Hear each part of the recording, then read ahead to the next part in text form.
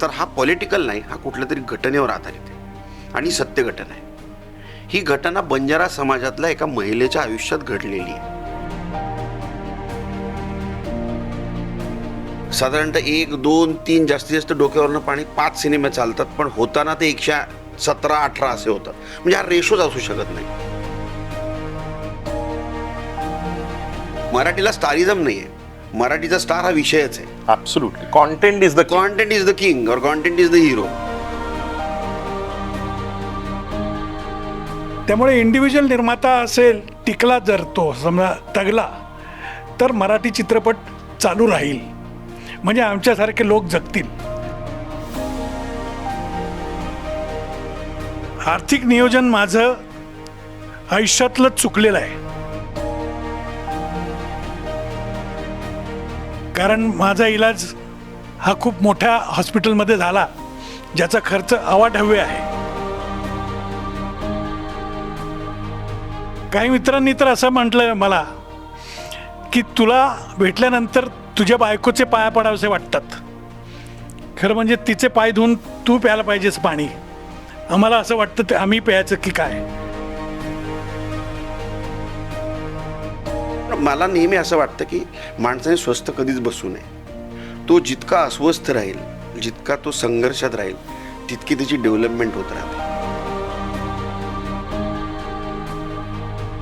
आणि सुदैवाने राहिलो इतकी वर्ष. आता तर जगलोय, आणखी राहीन बरीच वर्ष असं वाटतंय. हमारी उम्र तेरे को लगे Absolutely. अरे मामू, बस नहीं, बाय. दुबईला तर परवा आम्ही दुबईला गेलो होतो, मित्र आमची ठाण्यातले मित्रमंडळी. ते कंटाळले. ते म्हटले तू कुठेही न्यायच्या लायकीचं नाहीस. काय? अरे भेंडी बघणं दिल्यासाठी तुझे फोटो काढत बसायला लागतात आम्हाला.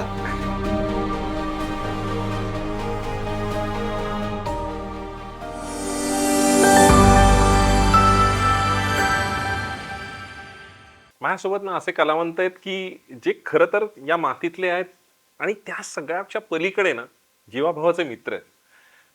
खूप अस्सल खरं असं ज्या वेळेला एक मुखवटा घेऊन जगणाऱ्या जगात अस्सल रूप ज्या वेळेला घेऊन येतात आणि ती माणसं लार्जर दॅन लाईफ होऊन जातात. स्ट्रगल हा म्हणजे तो संघर्षापुरता मर्यादित न राहता दशांगुळे व्यापून राहिलेला असतो आणि तरीही पाय मातीत घट्ट रोवून आभाळ कवेत घेण्याचे स्वप्न आणि ते प्रत्यक्षात आणण्याचं स्वप्न ज्यांनी पाहिलंय असे मंगेश देसाई आणि नागेश भोसले माझ्यासोबत आहेत आणि त्यांच्यासोबत दिग्दर्शक निर्माते संजीव कुमार राठोड आहेत. द महाराष्ट्र फाईल्स या सिनेमाबद्दल आपण बोलतोय, पण ज्या जाणीव संपन्न आशयघन कलाकृती करत असताना आता एकूणच या मराठी ह्याच्यात राजकीय एक्सरेटिक असणाऱ्या फाईल्सवर खूप काही बोललं जातंय. एक सामान्य प्रेक्षकाच्या मनातून मराठी सिनेमाचं भावविश्व वेगळ्या अर्थानं उलगडलं जातंय का आता ते खूप पॉलिटिकल सेंट्रिक होतंय असं वाटतंय? नाही, आता मुळात मला काय वाटतं अमित, की आत्ता जर बघितलं तर ना मराठी चित्रपटसृष्टी खूप डगमगलेली दिसते. म्हणजे सिनेमा येतो, पण सिनेमा चालेलच की नाही याची गॅरंटी नाही. म्हणजे गेल्या 2-4 वर्षामध्ये जर आपण बघितलं असेल तर म्हणजे वर्षाला साधारणतः 1, 2, 3 जास्तीत जास्त डोक्यावरनं पाणी 5 सिनेमे चालतात, पण होताना ते 117, 18 असे होतात. म्हणजे हा रेशोच असू शकत नाही. अशा वेळेला वेगवेगळ्या विषयांवर सिनेमे येणं गरजेचं आहे. म्हणजे ॲटलिस्ट लोकांना आवडणारा जॉनर कुठला आहे हे तरी लक्षात येईल. हिंदीचा ट्रेंड सेट आहे. करेक्ट. हिंदीचं लोकांना माहिती आहे. म्हणजे हिंदीला जातातच. एखादा मोठा स्टार दिसला की गर्दी करतात लोक, तो भाग वेगळा. मराठीला स्टारिझम नाही आहे, मराठीचा स्टार हा विषयच आहे. Absolutely. Content is the content is the king और कॉन्टेंट इज द हिरो. म्हणून बघ, जे ऑफबीट फिल्म्स आहेत किंवा थोड्याशा काय म्हणतात त्याला सस्पेन्स फिल्म्स आहेत, आल्याड पल्याड वगैरे या धर्तीवरच्या फिल्म आहेत, त्या लोकांना आवडल्या. तर आता द महाराष्ट्र फाईल्स हे नाव ऐकल्यानंतर लोकांच्या मनामध्ये 2 शंका येऊ शकतात. एक तर हा पॉलिटिकल आहे का, किंवा हा कुठल्या तरी एखाद्या घटनेवर आधारित आहे का. तर हा पॉलिटिकल नाही, हा कुठल्या तरी घटनेवर आधारित आहे आणि सत्य घटना आहे. ही घटना बंजारा समाजातल्या एका महिलेच्या आयुष्यात घडलेली आहे. म्हणजे या सिनेमाच्या माध्यमातून आम्ही बंजारा समाजाला रिप्रेझेंट करतो. दिग्दर्शक आणि लेखक निर्माते संजीव कुमार राठोड हे त्याच समाजातले आहेत. समाज कुठलाही असो, घटना मात्र सगळ्या समाजात घडेल किंवा घडते अशीच आहे. ही जी गोष्ट आहे ही 2013-14च्या पूर्वीची गोष्ट आहे आणि फिल्मसुद्धा तेव्हाच शूट झालेली आहे. मराठी चित्रपट म्हणला की एक मोठा टास्क असतो, निर्मात्यालाही टास्क असतो, सगळ्यांनाच टास्क असतो. त्या टास्कमधून ते कसे तरी समोर येत गेले आणि हा मराठी सिनेमा आज प्रदर्शित होतो आहे. अनेक सिनेमे असे असतात की ते तयार झालेले असतात पण ते डब्यात असतात, ते प्रदर्शित होत नाहीत. पण एक चांगली गोष्ट की हा प्रदर्शित होतो आहे, निर्माता प्रदर्शित करायची डेअरिंग तरी करतो आहे. या सिनेमातनं त्या काळामध्ये भूसंपादनाच्या बाबतीमध्ये खूप दिशाभूल होत होती आणि त्याच्यामध्ये सफर झालेली बाई आहे ज्यांचा रोल अवनी म्हणजे उषा नारकर्णीने केला, उत्तम रोल केला आहे. आणि त्या गावातला, ज्या गावामध्ये ती राहते त्या गावातला सरपंच, त्याचा रोल मी केलेला आहे. तो तिला ती जमीन मिळवून देण्यासाठी कसा लढा देतो, तो मंत्रालयात कसा पोचतो, मंत्रालयात पोचल्यानंतर त्याला त्या मंत्रालय आणि आमदार निवासच्या आजूबाजूला असलेलं सगळं जी चांडाळ चौकळीचं एक जाळं आहे, जे फसवणार आहेत त्यांना बरेच लगेच कळतं की हा सामान्य माणूस आहे, याला गरज आहे, पण हा त्या गरजेपर्यंत पोहोचू शकत नाही.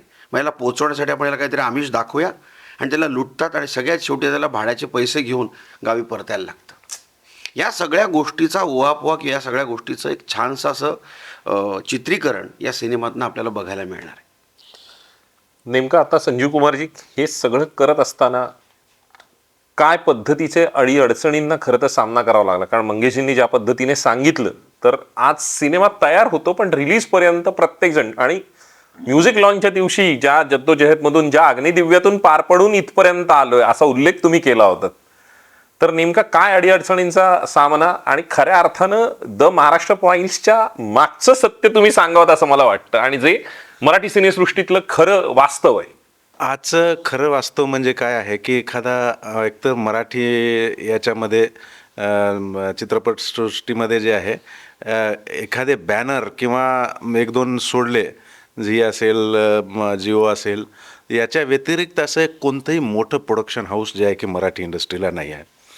आणि इथं सर्वात पहिल्यांदा तर म्हणजे एवढी अडचण आहे, आपण गाणे तयार करतो, त्याच्यानंतर स्टोरी वगैरेच तयार करतो, पण ते गाण्याला जेव्हा आम्ही सेल करायला जातो किंवा काही राईट्स विकायला जातो तर तिथं काहीच पैसा देत नाही, फक्त प्रमोशन आम्हाला करतो असं आश्वासन देतात आणि IPR घेऊन टाकतात. IPR गेलं म्हणजे ते कम्प्लीट गाणं त्यांच्या हातामध्ये गेलं आणि आयुष्यभरासाठी ते परपेच्युअल इंटेलेक्च्युअल वर्ल्ड वाईड कॉपीराईट सर्वच राईट्स ते लिहून घेतात आणि निर्मात्याकडे त्याचे काहीच अधिकार नसतात. आता मी रिसेंटली मला जे फिल्म जे होते चंद्रा, जे गाणं जे आलं चंद्रमुखी मधलं, तर ते गाणं एवढंच हे रिकव्हरी करून दिला, तर तो जो निर्माता जो आहे की तो मला म्हटला, यार म्हणे मी जे आज तू जे करत आहेस की कारण तू स्वतःच्या, कारण मी हे सर्व बघून सर्वच लेबलकडून मला ऑफर आली होती, कारण मराठीमध्ये एवढं मोठं भव्य दिव्य म्युझिकचं मी लॉन्च केलेलं आहे या चित्रपटाच्या माध्यमातून, तर प्रत्येकांचे ॲग्रीमेंट येऊन पडले, पण मी दिलोच नाही त्यांना. त्यांनी मला सल्ला दिला की नको म्हणे, मंगेश दादाने पण सल्ला दिला म्हणे एवढं चांगले गाणे केलेला असतो तर बिलकुल विकू नको, तू आपल्या स्वतःच्या लेबलवर कर. मग आम्ही स्वतःचीच हे केलं, पण ते कसं करतात की पूर्ण राईट्स घेऊन टाकतात आणि निर्मात्याला काही पैसे देत नसतात. ते चंद्रमुखीचं जे गाण्याचे राईट्स ज्यांनी घेतलेले होते त्यांनी जे चित्रपट बनवला त्याच्यापेक्षा 5 पट त्या गाण्याने त्यांना कमवून दिलं. तर असे काही संकट आहेत. त्याच्यानंतर डिस्ट्रीब्युशनला सुद्धा खूप त्रास आहे, डिस्ट्रीब्युटरसुद्धा प्रचंड हे करतात. पण मग लकीली मला अनिल थडानीजींनी फिल्म बघितला आणि त्यांनी एवढे मोठे बॅनर आपल्यासोबत त्यांनी दिलेलं आहे. त्यानंतर मेन गोष्ट म्हणल्याच्यानंतर सॅटेलाईट आणि OTT राईट्स याच्यामध्ये काय आहे की बिलकुल म्हणजे एवढं परेशानी व्हावं लागते. म्हणजे आता एका लेबलसोबत माझे सॅटेलाईट आणि OTT राईट्ससुद्धा विकल्या गेले होते. 3.5 करोडला त्यांनी माझे घेतले होते राईट्स, पण त्यांनी राईट्स घेतले त्याच्यानंतर जे आहे की मला पैसा सायनिंग अमाऊंटसुद्धा 25 लाख दिले नाही, तर मी ते ॲग्रीमेंट त्यांचं कॅन्सल केलं. म्हणजे एवढं अडचणी आहेत. 2 वर्ष मला लटकून ठेवलं. माझा जो सिनेमा जो आज विलंब झाला त्याच्या मागचं एक मुख्य कारण सुद्धा ते होतं, आज देतील उद्या देतील. आउटराईट पहिल्यांदा 1 कोटी रुपये देण्याचं ठरवलं होतं. फिल्म रिलीज झाल्याच्या नंतर 2.5 कोटी रुपये, असं 3.5 कोटी रुपयाचं फक्त एका मराठीचे फक्त फिल्म बघूनच जे आहे, म्हणजे ते पण रॉ फुटेज बघून माझे राईट्स त्यांनी घेतले होते. तर अशा प्रचंड अडचणीमध्ये हे झालेलं आहे. आणि मराठी प्रेक्षकसुद्धा जो आहे, मराठीला पेक्षा बाकीच्या लँग्वेजला जो की जास्त वळलेला आहे. तर मी आपल्या माध्यमातून मराठी प्रेक्षकांना हे करतो की आमची मेहनत आहे, एवढे मोठे दिग्गज कलाकार आहेत, मंगेश दादा असेल, नागेशजी असेल, सयाजी शिंदेजी आहेत, उषा नाडकर्णी आहेत, आपले विना जामकर आहे. तर अशा कलाकारांना जे आहे की तुम्ही साथ द्या. आणि जेवढं आमचं प्रोडक्शन आहे, पूर्ण आमची टीम आहे, त्याच्या मागचा जो संघर्ष आहे, त्याला सर्वांनी साथ दिली पाहिजे आणि मराठी सिनेमा समोर आला पाहिजे. नागेशजी, मला सगळ्यात महत्त्वाचं वाटतंय एकतर welcome back in the industry. एक मोठ्या आजारपणाच्या एका पॉजमधून पुन्हा एकदा रिस्टार्ट करण्याचं बळ तुम्ही दाखवलंय. कशा अर्थानं ह्या सगळ्यात मनाने उभारी घेणं जे आहे ना, याबद्दल सांगावं असं मला वाटतंय. कारण आजारपण आणि त्याच्यातून पुन्हा येणं आणि त्या ताकदीने उभं राहणं, त्या सगळ्या गोष्टीवर तू बोलावस असं मला वाटतंय. खरं म्हणजे मी काही बळ वगैरे एकटवलेलं नाही, ते आपोआप पदरात पडलंय. कारण मी आजारी आत्ता पडलो 2 वर्षापूर्वी, काही महिन्यांपूर्वी म्हण. हा चित्रपट मी 6-7 वर्षापूर्वी केलेला आहे, तो आत्ता रिलीज होतोय. त्यामुळे ह्याच्यात माझं काहीच कौतुक नाही. नाही, माझं वेगळं म्हणणं आहे. माझं म्हणणं होतं की आजारपणातून तू उठून आत्ता हे करतोयस ना, या सगळ्या गोष्टी. सिनेमात हा भाग आला इथं, पण आत्ता हे सगळं उभं राहणं, हे बळ एकवटून तू आत्ता काम करायला, पुन्हा प्रमोशन पासून सगळ्या गोष्टीला आराम करायला सांगितलंय करेक्ट 6 महिन्यासाठी. पण तो कालच मला म्हणला, अरे 6 महीने के लिए बोला है मामू, लेकिन बोर हो रहा हूँ अभी निकलता हूँ बाहर. हे कालच बोलले मला. ही जी प्रेरणा आहे ना, त्या अंतस्थ प्रेरणेबद्दल बोलावं असं माझं म्हणणं आहे. सिनेमाबद्दल आपण बोलूच. सिनेमाच प्रेरणा देते रे. प्रेरणा येते कुठून? सिनेमामधनंच. आता जसं हे म्हणाले की मराठी सिनेमाला वाली नाही, आणि मराठी सिनेमा हा संपूर्णपणे इंडिव्हिज्युअल निर्मात्यावर अवलंबून आहे, कॉर्पोरेट नाही. कॉर्पोरेट नाहीच आहे. सिनेमा घेणारे कॉर्पोरेट तर अजिबातच नाहीत, मदत करणारे तर अजिबात नाहीत. त्यामुळे इंडिव्हिज्युअल निर्माता असेल, टिकला जर तो समजा तगला, तर मराठी चित्रपट चालू राहील, म्हणजे आमच्यासारखे लोक जगतील. मला कौतुक काय वाटतं की तुम्ही तिघं म्हणजे वेगवेगळ्या रोलमध्ये जर यात, हे दिग्दर्शक आहेत, तुम्ही अभिनेते आहेत, पण तुम्ही तिघही निर्माते आहेत. तुम्ही स्वतःही लिटमस टेस्ट केलेला आहे या सगळ्यात. पण पन्हाळासारखा असेल, अडगुला मोडगुला असेल, ह्या सगळ्यात म्हणजे डिरेक्शन पासून सगळ्या गोष्टी, इनफॅक्ट 360 डिग्री तू काम केलेलं आहेस नागेश दादा. ह्या सगळ्यात बघत असताना ओव्हरऑल या टप्प्यावरून मागे बघत असताना काय वाटतं? कारण तुझी फिल्म ऑस्कर पर्यंतही गेलेली आहे, ज्याच्यात तू काम केलेलं आहेस. तुझी फिल्म वेगवेगळ्या फेस्टिवलमध्येही गेले आहेत, ज्याच्यामध्ये मुलगाही कॅमेरा आणि बाकीच्या सगळ्या गोष्टी करत होता. तू स्वतः प्रोडक्शन पण केलेलं आहेस. आणि ओव्हरऑल आत्ताचा आश्वासन म्हणजे थिएटर पृथ्वीपासून ते सगळ्या हिंदी रंगभूमी, मराठी रंगभूमी आणि टेलिव्हिजन, असं सगळं करून दशांगुळे व्यापून राहिलेला आहेस तू. हो, आता काय करू, म्हणजे काही इलाज नाही, करत राहिलो. मला वाटतं करत राहणं महत्त्वाचं आहे. ज्या ज्या वेळेला जे जे मिळत गेलं ते ते केलं. थिएटर असो किंवा सिनेमा असो, सिरियल असो. सिरियल मिळाली ती सुदैवाने बरी मिळाली, कॅरेक्टर खूप छान होतं, ते पॉप्युलर झालं. मित्रांनी दिग्दर्शक बनवलं. दिग्दर्शक मी नव्हतो, मित्रांनी बनवलं. मित्र म्हणाले तूच कर, आणि मी केलं आणि सक्सेसफुल झालो. ते पण सुदैव माझं. मी काहीच केलेलं नाही रे. तू जे काय बोललास ना, त्यातलं माझी अचिव्हमेंट काहीच नाही, ते आपोआप होत गेलं सुदैवाने. हे पण जे आता तू म्हणालास की ही सगळी ऊर्जा एकवटवणं जे आहे, ती ऊर्जा पण त्याच, मला वाटतं त्याच्यातूनच आलेली आहे की करत राहावं आणि न करून सांगणार कोणाला. आणि ह्या सगळ्यात एक मोठा स्ट्रगल आहे त्या सगळ्या गोष्टींचं. त्या 2 गोष्टींबद्दल तू बोलावंस असं मला वाटतं. एक, कलाकाराचं आर्थिक नियोजन, आणि दुसरं जॉय तुझी धर्मपत्नी तिने दिलेला अनकंडिशनल सपोर्ट आणि मेहनत आहे, ह्या गोष्टींचं बाहेर खूप जणांना माहीत नसतं. एक कलाकाराचं आयुष्य म्हणून त्या सगळ्या गोष्टीकडे बघणं आणि आपलं आर्थिक नियोजन ह्या सगळ्याकडे कशा पद्धतीने बघावं ते एक्सरेटिक विजन ठरू शकेल, इतरांसाठी मार्गदर्शनपर ठरू शकेल म्हणून तू बोलावंस असं मला वाटतं. सॉरी मी तुला पुन्हा पुन्हा ती प्रश्न विचारतोय. नाही, तू विचारलेला प्रश्न जो आहे तो छान आहे, उत्तम आहे, महत्त्वाचा आहे. आर्थिक नियोजन माझं आयुष्यातलं चुकलेलं आहे. आयुष्यात आर्थिक नियोजन कधीच करता आलं नाही, कारण तो पिंड नव्हता, ते टेम्परामेंट नव्हतं, पैशांच्या बाबतीत तर कधीच नव्हतं. सुदैवाने बायको चांगली मिळाली, अर्थात ती छानच आहे, आणि तिने ते सगळं मॅनेज केलं. कसं केलं त्याच्याबद्दल जेव्हा मी विचार करतो तेव्हा मला आश्चर्य वाटतं की हे कसं काय तिने केलं असेल.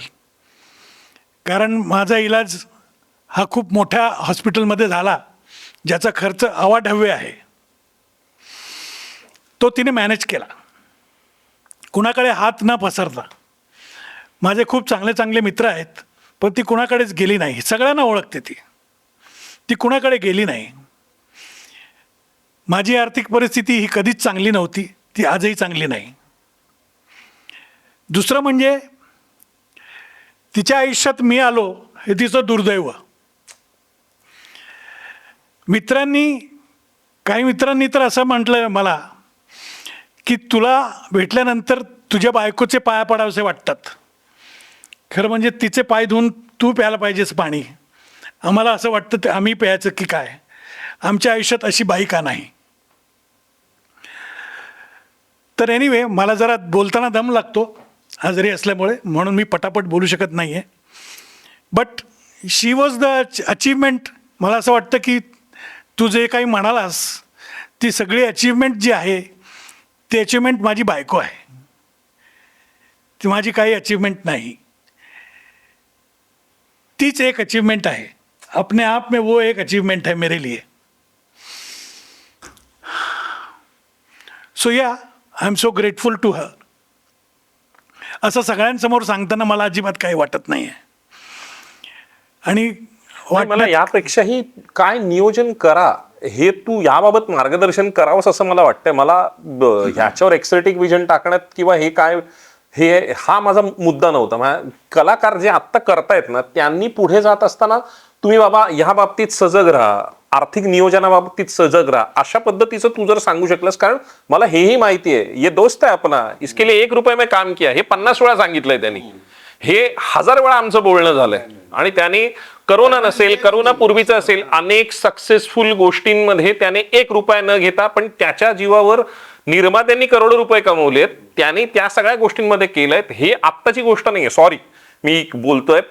त्याचा मुलगा ज्या वेळेला कॅमेरा शिकायला परदेशी जात होता ना, त्यावेळेला हा ऑलमोस्ट 3 शिफ्ट मध्ये काम करत होता त्याच्यासाठी. पण त्यावेळेला मला पहिल्यांदा प्रश्न पडलेला, I am talking way back, म्हणजे 2015-14, म्हणजे तो टेलिव्हिजनही करत होता, तो थिएटरही करत होता, तो सायमल्टेनियसली फिल्म्स करत होता. हे जे काय जगणं, तो अशक्य कोटीतला माणूस काम करत होता. म्हणजे लिटरली तो 24 तास, 48 तास, 72 तास न झोपलेले दिवस मला माहिती आहेत त्याच्याबरोबरचे. बरोबर, थँक्यू भंडारी. बट तू ते दिवस पाहिलेले आहेत, तुला माहिती आहे, मी बोललो आहे तुझ्याशी या बाबतीत खूपदा. एनिवे, तू विचारल्याप्रमाणे आर्थिक नियोजन हे खरंच खूप महत्त्वाचं आहे. कारण कुठला प्रसंग तुमच्या आयुष्यात येईल काही सांगता येत नाही, आणि आपण असं सोयर जगतो. ॲब्सोल्युटली. आणि ते सोयर वागणं तुम्हाला आर्थिक नियोजन करू देत नाही. आणि मी पण असा चुकलो, मी पण काही खूप चांगला वागलो नाही. तो संघर्ष माझ्यामध्ये चूक किंवा बरोबर नाहीये, तो मन आणि बुद्धीचा संघर्ष आहे. हां, बरोबर आहे तुझं. तर करूंगा तो अच्छा ही करूंगा या टर्म्सवर आणि तत्वनिष्ठाने तू तुझ्या टर्मवर काम केली, तर त्यामुळे त्यात चूक किंवा बरोबर नाही माझ्या दृष्टीने. तो वो जो करूंगा तो अच्छा ही करूंगा जो मुद्दा है ना, उधर लफड़ा है. कारण संजीव कुमार राठोडांच्या चेहऱ्यावर असं आहे, अरे हे मेरे फिल्म के बारे में नाही आहे, पण माझ्या दृष्टीने ही गोष्ट कशी येते सांगतो तुम्हाला. अदरवाईज सिनेमा चांगला नसता तर ही दोनही माणसं तुमच्या बाजूला नसती. नाही आणखी विशेष म्हणून मी सांगतो तुम्हाला, मंगेश दादांनी हे घ्या. मंगेश दादांनी आणि नागेशजींनी जे आहे, जेवढा माझ्याजवळ आर्थिक अडचणी भरपूर आल्या फिल्म बनवताना, ठीक आहे, मी स्वतः सोलो प्रोड्युसर आहे, याच्यामध्ये निर्माता आहे, तर मंगेश दादांनी सुद्धा कधीही 1 रुपयाचा मला त्रास नाही झाला. आणि त्यांना म्हणलो, दादा आज नाही, काही दिवसानंतर मी देतो. मी दिले सर्व. दादांना सुद्धा म्युझिक लॉन्च दादा- होतं त्या दिवशी गोव्यावरून येऊन लॉन्च करून पुन्हा तो गोव्याला शूटिंगला गेला. गोव्याला किंवा तो गेला. माणूस आजारी असताना नाही, उभा राहिला. नाही. ह्यातच हा. तुमचं आपलं प्रेम किंवा त्यांचं प्रोजेक्टवरचं प्रेम दिसतं. नाही, त्यांचं प्रोजेक्टवरचं तर आहेच आहे. वैयक्तिक या फिल्मच्या निर्मित्तानं जे आहे ना, मला एक चांगले मित्र भेटलेत. म्हणजे जे आयुष्यभर जोपासून ठेवणारे जसे असतात ना, हिरे म्हणतात त्याला, डायमंड, प्रेशियस डायमंड, सॉलिटेअर, असे जे आहे की मंगेश दादा भेटलेत, नागेशजी भेटले, सयाजी शिंदे भेटलेत. आऊचा स्वभाव किती आहे, त्यांना सांभाळणं म्हणजे आम्हाला खूपच कठीण होतं. त्यांना मी, माझ्या आईचं नावसुद्धा उषाताई राठोड आहे, ते त्यांचं नावही उषाताई आहे, उषा नाडकर्णीजी. तर त्यांना मी आई म्हणून हे करतो. त्यांचा रागीट स्वभाव हे ते कोणी म्हणजे सांभाळू शकत नाही, पण मला तसंच प्रेमानं आईप्रमाणे आशीर्वाद देतात. त्या वीणा जामकरने सुद्धा खूप चांगलं काम केलं. म्हणजे सांगायचं म्हणजे नागेशजीने सुद्धा प्रचंड, दादा आज नाही येत, कुछ दिन के बाद मैं दे दूंगा आपको पैसा. कधीच बिचाराने मला कधीच फोन करून सुद्धा विचार नाही की बाबा तुम्ही हे करा. म्हणजे एवढं सहकार्य, म्हणजे मराठी चित्रपट सृष्टी आणि मराठी चित्रपट हा कसा पुढे नेला पाहिजे यासाठी जे आहे की त्यांनी मदत केली. एखादा नवीन निर्माता येतो तर पहिल्यांदा त्यांना लुटावं असं विचार असतो, पण जे मंगेश दादांनी दिलेलं आहे मला, म्हणजे सहकार्य केलेलं आहे, जे नागेशजींनी केलेलं आहे, सयाजी शिंदेनी केलेलं आहे, विशेष म्हणजे यांचं म्हणजे मी आयुष्यभर त्यांचे ऋण विसरू शकणार नाही. निश्चित. मंगेश, ह्या सगळ्या गोष्टींमध्ये निर्माता म्हणूनही तू काम केलंयस, अभिनेता म्हणून काम करत असताना म्हणजे हे पाय जमिनीवर असण्याचं लक्षण आहे. म्हणजे मुक्काम पोस्ट, देवाचं घर असो किंवा धर्मवीर नंतर एक वेगळा प्रवास आयुष्यात सुरू झाला. ह्या सगळ्या करत असताना नेमकं आत्ता दोन्ही रोलमध्ये, निर्माता आणि ऍक्टर, मनातली घुसमट किंवा थिएटरमध्येही तू ज्या पद्धतीने टूर पासून आत्तापर्यंतचा सगळा प्रवास आहे, एका ठिकाणी शांत बसावं किंवा आता बॅकसीट वर बसावं आणि ड्रायव्हिंग सीट दुसऱ्याला द्यावी, असं येत नाही का की त्या सगळ्या ह्याच्यात? आणि आता सायमल्टेनियसली देऊळबंद 2 मध्ये पण तू दिसतोयस, महेशजींच्या सिनेमांमध्येही तू आहेस. ह्या काय म्हणजे हे तारेवरची कसरत आत्ता करत राहावी असं का वाटतं? आणि हा काय ऊर्जा आहे, काय आहे, हे येतं कुठून बळ? नाही, मुळात हे करण्यासाठीच आलो ना रे संभाजीनगरवरनं. खरंय. हेच करायचं होतं मला एक अभिनेता आहे बघ, मनात खंत असतात. त्यापैकी एक खंत काय माझ्या मनात, मला सगळे अवॉर्ड मिळाले नॅशनल सोडून, बेस्ट ॲक्टरचे. हा चांगला अभिनेता आहे म्हणून ओळख झाली, पण मी स्टार नाही होऊ शकलो. की बाबा नाही, जसा अंकुश आहे, जसा भरत आहे, जसा मक्या आहे, मी तसा स्टार नाही होऊ शकलो. ह्याची खंत होती माझ्या मनात. पण एक गोष्ट मला माहिती होतं की मी जे काही करणार आहे ना, ते मी डंके के चोट पे काही ना काहीतरी असं करेन की सगळी माझी खंत भरून निघेल किंवा मी एक लँडमार्क ठरेल. पण आता तू खऱ्या अर्थानं स्टार मेकर आहेस, ये बात भी कुछ कम नहीं है ना सर? हे कम नाही. स्टार मेकर भी करता भी किसी को मेक बनाता नहीं ना, खुद ही बनता है. खुद ही सब करता है. आणि निर्माता तर मी झालो रे. दोस्तों को तो लेता ही नहीं, बनते लोगों को लेता है. पण मुळात ॲक्टर आहे ना, त्यामुळे अभिनय तर करतच राहणार मी, त्यात तर काही शंकाच नाही. पण मला नेहमी असं वाटतं की माणसाने स्वस्थ कधीच बसू नये. तो जितका अस्वस्थ राहील, जितका तो संघर्षात राहील, तितकी त्याची डेव्हलपमेंट होत राहते. पॉज हा माणसाच्या आयुष्यात कधीच नसावा. माणसाच्या आयुष्यातला पॉज हा तो गेल्यानंतरच असतो. ह्या सगळ्यात ओव्हरऑल आत्ताचं वातावरण आणि महाराष्ट्र फाईल्स ह्या सगळ्याकडे बघत असताना ही एक्सरेटिक विजन आहे. कारण सत्य कायम दडवलं जातं. 10 वर्षांपूर्वीचा असणारा सिनेमा आजही येतो आणि तो आजही रिलेव्हंट वाटतोय. कशा अर्थानं त्यातलं वेगळेपण आहे किंवा त्या सगळ्या गोष्टींमध्ये, आणि मुळात सगळी ही अभिनेत्यांची गँग आणि याच्याबद्दल तू बोलास असं मला वाटतं. एक तर शेतकऱ्यांचा प्रश्न तो आधी होता, आताही आहे आणि पुढे राहू नये अशी इच्छा आहे. पण त्यासाठी शेतकऱ्यांनी, मी सुद्धा शेतकरी कुटुंबातलाच आहे, अपग्रेड होणं खूप गरजेचं आहे. म्हणजे माझ्याकडे जे चांगलं आहे ते माझ्या बाजूच्या शेतकऱ्याला जर दिलं तर त्याच्यामध्ये काहीतरी डेव्हलपमेंट होईल. हे जेव्हा मी विचार करतो ना तेव्हा मला असं वाटतं की सगळं समृद्ध होईल. पण अजूनही तो विचार होत नाही आहे. प्रत्येकजण आपापलं राखून आहे. मला असं वाटतं हे माणसाचा स्वभाव असेल कदाचित. या 10 माणसांपैकी 3 माणसं तशी नसतील, पण मला असं नेहमी वाटतं की 3 माणसं वेगळी असावीत, 7 माणसं मदत करणारी असावीत. या सिनेमाच्या माध्यमातनं 2-3 गोष्टी नक्कीच प्रेक्षकांच्या समोर येतील. एक तर मंत्रालय. मंत्रालय म्हणजे हार्ट ऑफ द महाराष्ट्र. या मंत्रालयातले मंत्र्यांना सगळ्यांना कामं करायची आहेत. त्यांच्यापर्यंत पोहोचवणारे जे लोक आहेत, खाली फिरतात मंत्रालयाच्या खाली किंवा आमदार निवासच्या खाली, हे त्या येणाऱ्या ज्याला मदत हवी त्याची खूप दिशाभूल करतात. त्याचा मी सगळा अनुभव घेतला आहे जेव्हा मी आमदार निवासला राहायचो तेव्हा. या चित्रपटाच्या माध्यमातून ही गोष्ट नक्की लोकांपर्यंत आम्ही पोहोचवायचा प्रयत्न करत असतो की फसू नका. कारण मंत्रालय आजही आहे, आमदार निवास आजही आहे, मंत्रीगण आजही आहेत आणि हे आजही आहेत जे बरोबर ट्रॅप करतात. अरे हा काहीतरी फसलेला माणूस कुठल्या तरी अडचणीत आहे आणि त्याला काही ना काहीतरी ते आमिष दाखवतात आणि सरते शेवटी त्याला परत गावाकडे जायची वेळ येते आणि उधार पैसे घेऊन जायची वेळ येते. अशा काही बऱ्याच सामाजिक विषयांवर प्रकाशझोत टाकायचा या सिनेमातनं प्रयत्न केला आहे. नागेश भोसले आमचे मामूत आहेतच, त्याच्यानंतर वीणा जामकर आहे, उषाताई आहे, सयादादा आहे, अशी एक छान गँग आहे. आणि मी बोलू का तुम्ही बोलता? सनी लिओनीबद्दल नाही, तुम्ही बोला.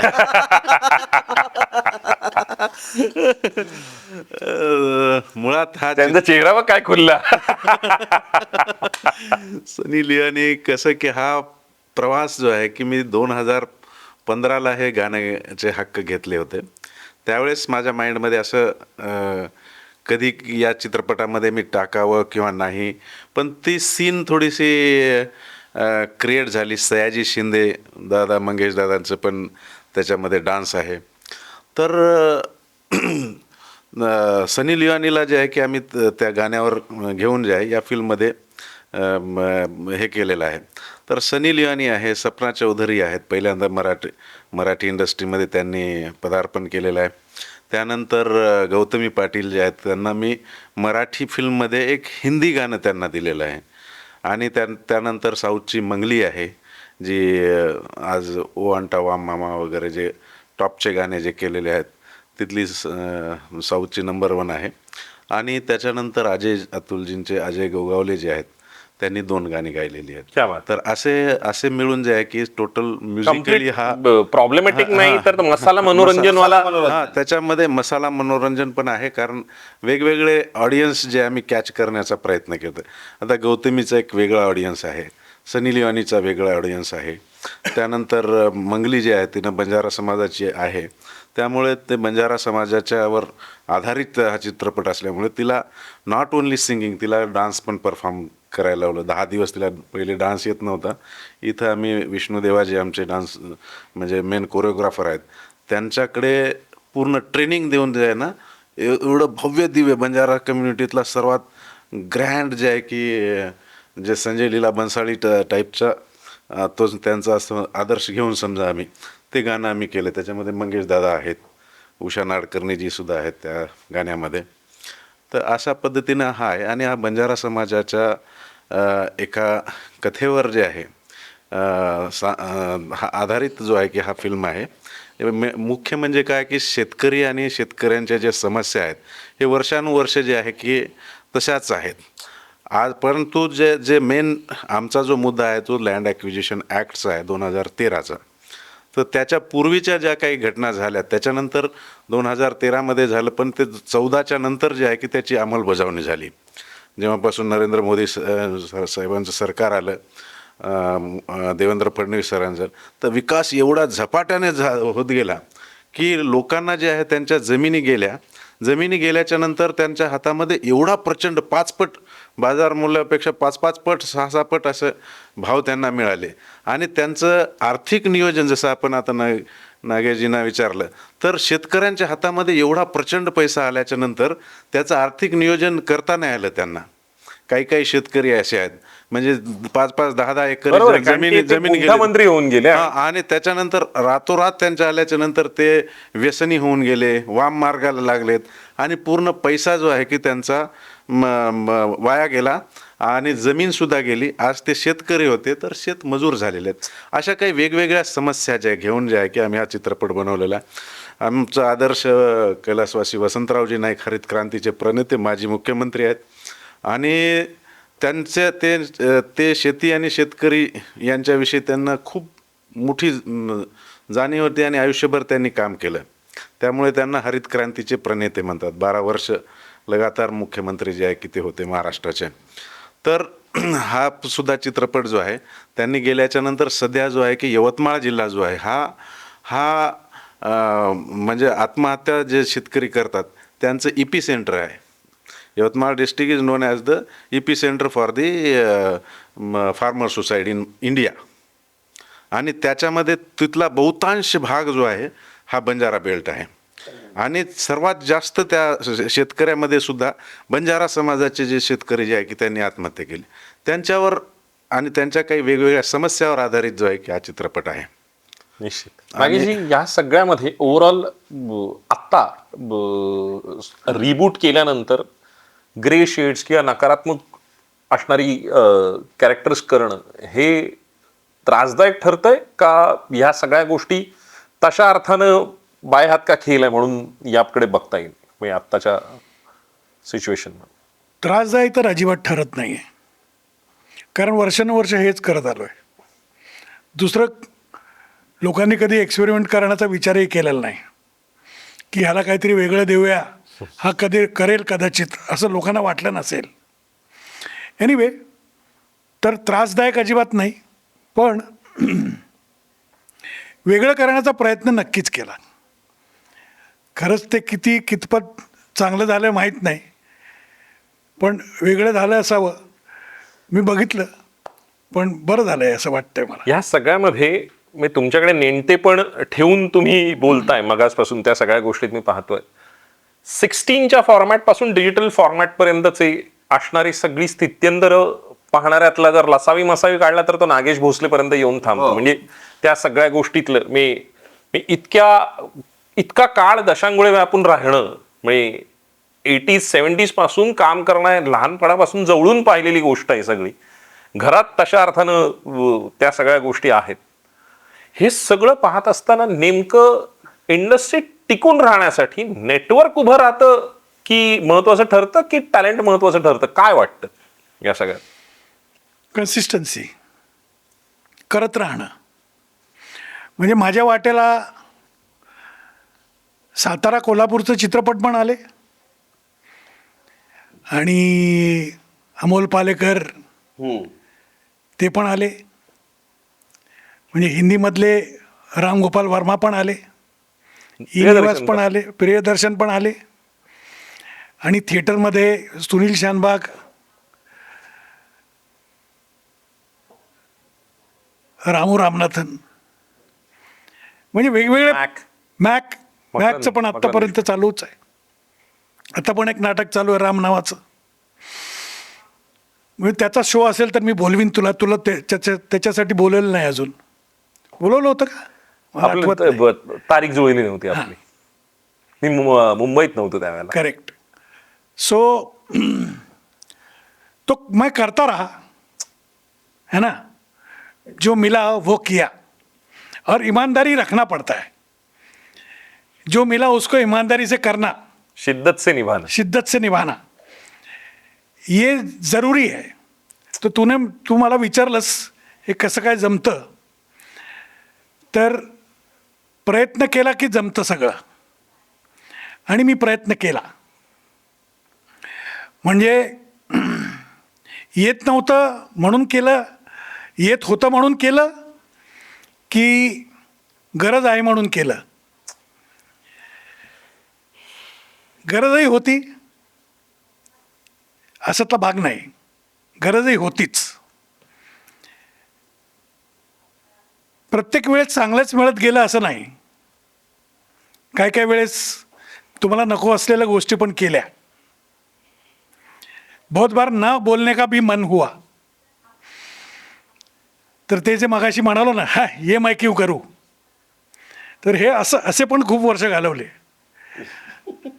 हाँ ये मैं क्यों करूँ, इसमें बहुत साल गए.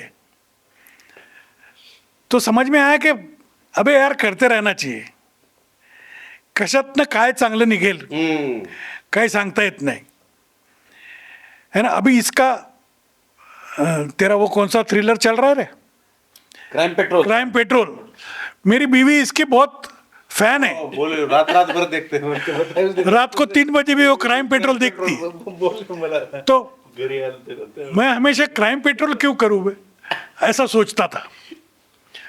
तो ये तो इतना पॉपुलर हो गया रात्र 3 मला मला है ना. मेरे को किसी ने पूछा अगर इसके बाद जर मला कोणी विचारलं क्राईम पेट्रोल मध्ये इन्स्पेक्टर करणार का, तर मी हो म्हणेन. राकेश सारंगांना भेटावून टाक त्यांना. म्हणजे प्रामाणिकपणे बोलायचं झालं तर हे आहे. तर असं करत गेलो रे, काही ठरवून काही केलेलं नाही, होत गेलं, करत गेलो, मिळत गेलं म्हणून करत गेलो आणि सुदैवाने राहिलो इतकी वर्ष. आता तर जगलोय, आणखी राहीन बरीच वर्ष असं वाटतंय. हमारी उम्र तेरे को लगे Absolutely. अरे मामू, बस नाही, के नाही. भाई, खरंच आहे, ऐसा सोच मत तू. आमचं आयुष्यही तुला लाभूया. अरे क्या बात आहे यार, दोस्त आहे रे, असे मित्र हवेत. असे मित्र बघ मी किती नशिबान आहे बघ, दोस्त आहे तू. है ना. हा नाही ऍब्सोल्युटली. माझ्या आयुष्याची डेव्हलपमेंट बघणारा माणूस आहे तो. मी आलो कसा तिथनं तो बघत आलाय मला. ह्याचं मोठेपण आहे. आहे म्हणजे आहे, संपलं.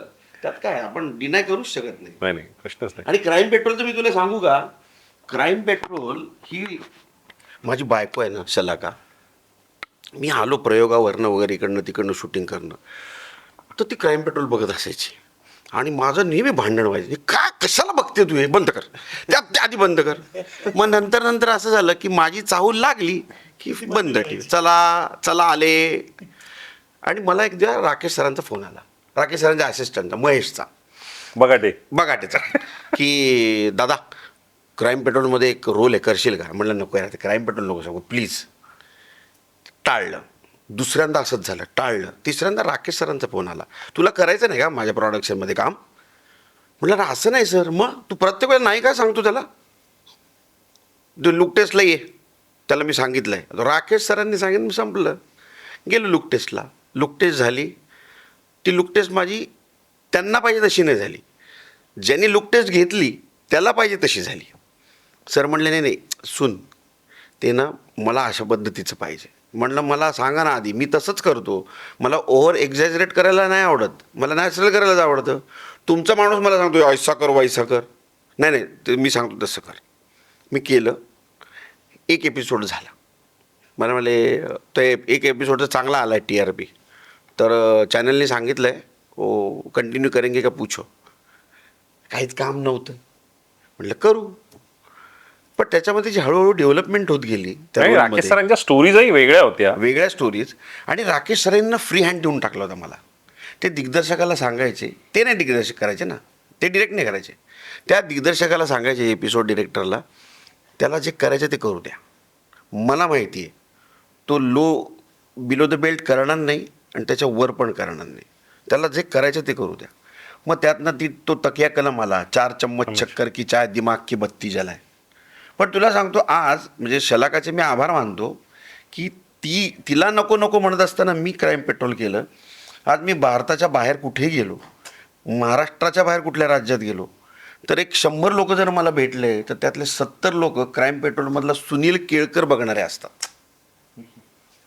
ही फार मोठी गोष्ट आहे. मागे केरळमध्ये भेटले तुम्हाला लोक, केरळ म्हणजे तुला कुठेही, दुबईला, तर परवा आम्ही दुबईला गेलो होतो, मित्र आमची ठाण्यातले मित्रमंडळी, ते कंटाळले. ते म्हटले तू कुठेही न्यायच्या लायकीचं नाहीस. काय अरे भेंडी बघणं दिल्यासाठी तुझे फोटो काढत बसायला लागतात आम्हाला. पण ग्रेट. पण ही कधी काळी मुंबईत आल्यावर जे पाहिलेलं स्वप्न होतं ते हे होतं ना. कशा अर्थाने पूर्ण होतंय. अरे तुला सांगतो मी दादर स्टेशनला उभा होतो एकदा आणि कोल्हापूरची महालक्ष्मी एक्सप्रेस आली आणि मला पुढच्या लोकलनी ठाण्याला जायचं होतं आणि मी असं बघितलं तर लक्षा मामा उभा होता ओ आणि त्याचा मेकअप म्हणून उभा होता. तर मी म्हणलं यार, आणि तो त्या ह्याच्या एसीच्या डब्यात चढला लक्षा मामा आणि मेकअप आर्टिस्ट पण त्यांचे. ती गेली गाडी आणि मी आपल्या लोकलच्या डब्या या गर्दी बिर्दी आईच्या गावात मरणाची चढलो आणि असं झालं की यार आपण कधी होणार असे, एसीच्या डब्यातनं प्रवास, विमानातनं प्रवास, एक मेकअप आर्टिस्ट आहे, एक कोणतरी आपल्याला सांभाळणार आहे, काय माहिती कधी होणार. कट टू एका शूटिंगला मला जायचं होतं आणि मला म्हणाले वो फ्लाईट का तिकीट आपको भेजते हैं. म्हणलं हा भेज दीजिए. फ्लाईटचं तिकीट आलं बिझनेस क्लासचं, इकॉनॉमी पण नाही बिझनेस क्लास. मी त्या दिवशी लक्षा मामाला आठवलं आणि म्हणलं लक्षा मामा थँक्यू व्हेरी मच, तुझ्यामुळे ही इच्छा माझ्या मनात आली आणि मी बिझनेस क्लासनी जायला लागलो. वा. कोणीतरी इन्स्पायर असतं तुमच्या आयुष्यामध्ये. याचा अर्थ असा की बायकोला जे आवडतं ते करावं. लोकांनी. 100% हा सिरियसली है ना, कारण तिला असलं जे आपल्याला आवडत नाही ते तिला ते आवडतं. त्यांना आवडतं, जे लोकांना आवडतं, जे मॉबला आवडतं ते तिला ते आवडतं तिला नसतं आवडत. आणि ते आपल्याला करायला हवं. मी नवीन घर घ्यायचं होतं, धर्मवीरच्या वेळेला एक घर मी विकलं, तर दुसरं घ्यायचं चाललं. तर माझी तर जाम फाटली होतं, तर पैसे एवढं महाग घर घ्यायचं कसं. मी शलाकाला म्हणलं 2 BHK घेऊ आपण. ते म्हणलं 2 BHK नाही, घेतलं तर 3 नाही तर 4. म्हणलं एवढे पैसे कुठून आणू मी, 3 नाही तर 4, तू घे सगळं व्यवस्थित होईल. मी डेअरिंग करून 3 BHK घेतलं. मी आता 4 वर्ष झाले असतील, त्याचा अर्ध लोन फेडून टाकलं रे. आपल्या घरातल्या बायकांना एक वेगळा सिक्स सेन्स असतो. करेक्ट. तो आपल्याला ना ते असं वाटतं काय किरकिरी लावली त्याच्या, पण नाही, तो सिक्स सेन्स असतो. त्याच्यात थोडंसं आपण त्यांच्या कलेने गेलो ना, तर माझा जो अनुभव आहे आजपर्यंतचा, तो काही ना काहीतरी घडतं तुमच्या आयुष्यात. क्या बात है. अभी मैं ताबड़तोब उसको फोन करता हूँ. किसको? सारंग को. कर नाही पण राकेश सरांचे राकेश को फोन. राकेश के सीरियल में पहले करता था, जब राकेश प्रोड्यूस करता था ना, तब तेरे बिजनेस का क्लास से मेरे को याद आया, मैं हॉलीवुड की एक फिल्म कर रहा था, देव पटेल डायरेक्टर था. तो अच्छा. देव पटेल की फिल्म, अभी जब मैं बीमार पड़ा तब भी उसकी फिल्म आई थी मेरे पास, लेकिन मैं कर नहीं पाया. तो देव ने मेरे को बिजनेस क्लास का टिकट भेजा, तभी जब लॉकडाउन चालू था. ओ तो लॉकडाउन की वजह से मेरे को यहाँ से दुबई जाना था, दुबई से जकार्ता, फिर जकार्ता से बाली, ऐसा जाना था. तो तीनों का मेरे को बिजनेस क्लास का टिकट मिला. तो मैं बोला साला बिजनेस क्लास से जाने के लिए सिर्फ हॉलीवुड की फिल्म करनी पड़ेगी. है ना. तो इमीडिएटली मेरे को उसके बाद एक फिल्म मिली जो मैं केरला जाके करने वाला था. तो वो प्रोड्यूसर ने मेरे को बिजनेस क्लास का टिकट दिया. मतलब ज़रूरी नहीं है हॉलीवुड की पिक्चर करनी पड़े, है ना, केरला की भी कर सकते हैं बिजनेस क्लास के लिए. फिर वो इधर चाहिए. हाँ. तो मैंने मलयालम फिल्म की जिसमें मैं बिजनेस क्लास से गया. अपनी जेब से तो जाना मुश्किल है, आज भी मुश्किल है. है ना. तो खैर मला असं वाटतं की प्रमोशनच्या पलीकडे जाऊन ज्या वेळेला गप्पा रंगतात त्यावेळेला मैफिल अशी घडते. येस. फक्त एक शेवटचा प्रश्न तुम्हाला की बंजारा समाजातही तुम्ही ही फिल्म डब करून त्याचं एक अर्थकारण आणि त्या सगळ्याचा असणारा ऑडियन्स याच्याबद्दल बोलावं आणि आपण इंटरव्ह्यू. बंजारा समाज जो आहे हा देशामध्ये 15 कोटी बंजारा समाज आहे, 24 राज्यामध्ये विखुरलेला आहे. बंजारा समाज हा वेगवेगळ्या राज्यामध्ये वेगवेगळ्या प्रवर्गामध्ये येतो.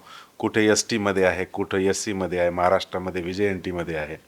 तर सर्वांची जे बोलीभाषा, संस्कृती, गाणे, जेवण, फूड संस्कृती जे म्हणतात, आमचं जेवण एक आहे, रोटी बेटीचा व्यवहार एक आहे आणि वेशभूषासुद्धा सेम आहे पूर्ण देशामध्ये. तर हा समाजाला आधारित जे आहे की यांच्या स्टोरीवर आधारित जो आहे की आजपर्यंत असा कोणताही चित्रपट जो आहे आलेला नाही. कुठंच नाही आलेला आहे. बॉलिवूडमध्ये नाही किंवा मराठीमध्ये नाही किंवा साऊथमध्ये सुद्धा नाही. तर हा चित्रपट जो आहे की मराठी प्रेक्षक जो आहे तो 15 कोटी आणि बंजारा जो प्रेक्षक जो आहे हा 15 कोटी, कारण त्यांना तर पहिलंच हे कंटेंट आहे त्यांच्यासाठी एवढं मोठं. तर हा चित्रपट पहिल्यांदा मराठीमध्ये प्रदर्शित होईल. त्यानंतर आम्ही एक 2-3 महिन्यामध्ये सप्टेंबरमध्ये पूर्ण इंडियामध्ये पॅन इंडिया जे आहे त्याला डब करून जे आहे की थिएटरमध्ये रिलीज करणार क्या आहोत. बात. आणि द महाराष्ट्र फाईल्स हा चित्रपटसुद्धा बंजारा समाजाच्या स्टोरीवर आधारित आहे. त्यामुळे बंजारा समाजाचे ऑडियन्स आणि मराठीचे पूर्ण ऑडियन्स मायबाप जनता जे आहे त्यांनी भरभरून आमच्या चित्रपटाला प्रतिसाद द्यावा, त्यांनी थिएटरमध्ये यावं. कारण मराठी सिनेमा करताना निर्मात्याच्या अडचणी ज्या आहेत फक्त त्यालाच माहिती असतात की एवढ्या शून्यापासून ते रुपेरी पडद्यापर्यंत नेण्यासाठीचा त्याचा जो संघर्ष आहे तो त्यांना माहिती असतो. त्यामुळे हात जोडून आमच्या मायबाप जनतेला विनंती आहे की त्यांनी यावं आणि चित्रपटगृहामध्ये सिनेमा पाहावा.